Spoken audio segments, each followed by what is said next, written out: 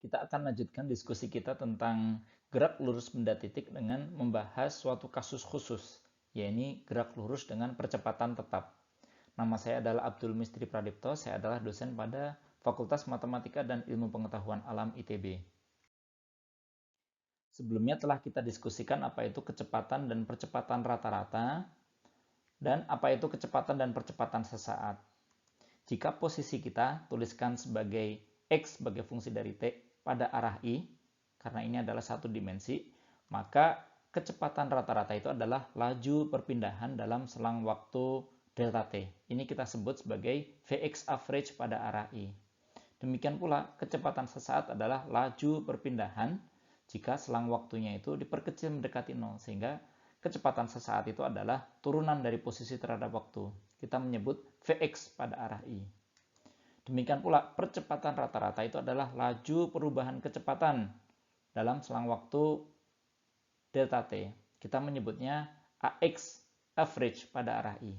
Demikian pula, percepatan sesaat adalah laju perubahan kecepatan jika selang waktunya diperkecil mendekati 0. Sehingga A ini adalah turunan dari kecepatan terhadap waktu. Kita menyebutnya AX pada arah I. Secara umum, posisi, kecepatan maupun percepatan ini merupakan fungsi dari waktu. Akan tetapi di sini kita akan meninjau kasus khusus di mana percepatannya itu tidak bergantung terhadap waktu. Gerak dengan percepatan yang tidak bergantung waktu itu kita sebut dengan gerak lurus dengan percepatan tetap. Kita bisa bayangkan ketika suatu benda itu jatuh bebas ke bumi, maka dia akan bergerak dengan percepatan yang tetap, yang itu adalah percepatan gravitasi. Nah, untuk mendiskusikan, kita bisa memilih rentang waktu delta T, dan supaya sederhana, kita sebut bahwa waktu awal itu adalah 0, begitu saja, dan waktu akhirnya adalah T. Sehingga selisih waktunya itu adalah delta T sama dengan T. Kita akan menggunakan konsep kecepatan dan percepatan rata-rata.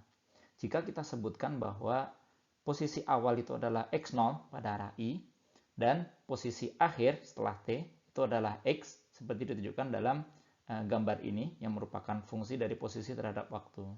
Kita juga bisa menyatakan bahwa kecepatan awalnya itu adalah Vx0 pada arah I, dan kecepatan akhir itu adalah Vx pada arah I.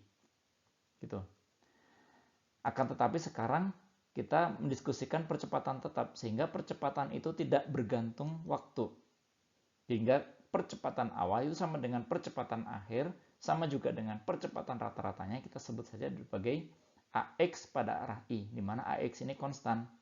Nah, pertanyaannya adalah bagaimana persamaan gerak atau fungsi dari posisi dan kecepatan terhadap waktu pada gerak percepatan tetap ini. Kita bisa tinjau mulai dari pengertian tentang percepatan. Kita gunakan konsep percepatan rata-rata.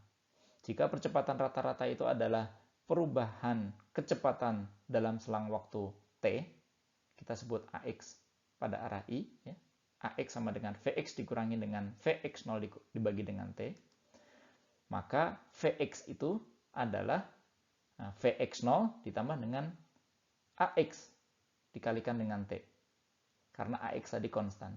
Sehingga kita belajar bahwa jika kita memiliki percepatan konstan, maka fungsi kecepatannya itu linear, seperti ditunjukkan pada gambar di bawah ini. Bagaimana dengan fungsi kecepatan? Jadi kecepatan tadi didefinisikan sebagai perubahan posisi dalam selang waktu T. Jadi ditunjukkan oleh kurva dengan garis merah ini. Sehingga kita bisa nyatakan bahwa X itu adalah X0 ditambah dengan kecepatan rata-rata dikalikan dengan T. Nah, akan tetapi kita juga ingat bahwa jika kita memiliki kecepatan yang linear, maka rata-ratanya itu berada pada tengah-tengah dari awal dan di akhir. Sehingga rata-rata kecepatan itu adalah kecepatan akhir ditambah dengan kecepatan awal dibagi 2. Dia berada di tengah-tengah.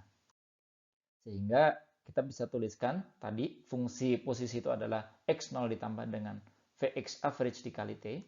Sedangkan Vx average itu adalah kecepatan akhir ditambah dengan kecepatan awal dibagi 2, maka fungsi posisi ini dapat kita nyatakan secara lengkap. Ya, kita bisa ubah Vx average ini ke dalam rata-rata kecepatan.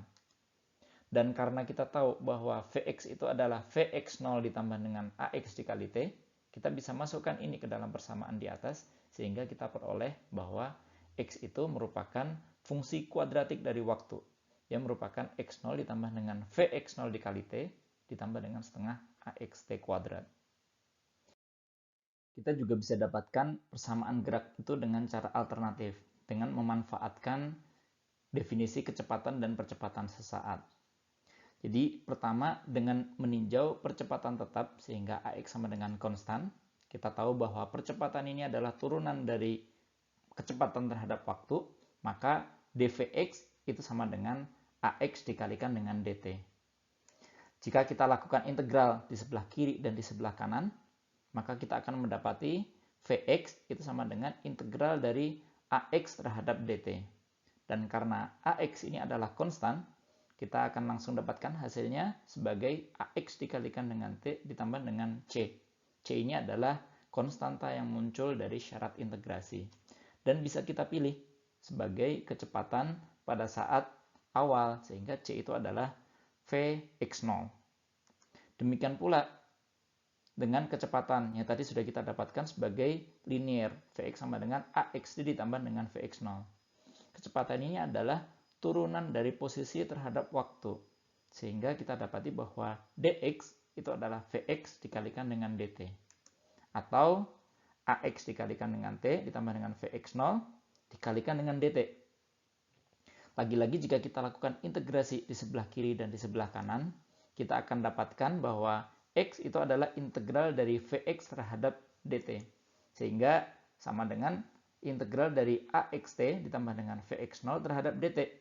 Ini adalah integral yang sederhana dan kita bisa dapatkan hasil kuadratik berbentuk setengah Axt kuadrat ditambah dengan Vx0 ditambah dengan C aksen yang lagi-lagi muncul karena syarat integrasi. Nah, C aksen ini dapat kita pilih sebagai kecepatan awal sehingga C aksen sama dengan X0. Sehingga sebagai rangkuman untuk gerak dengan percepatan tetap ini, bentuk percepatannya itu adalah Ax pada arah I, di mana Ax konstan.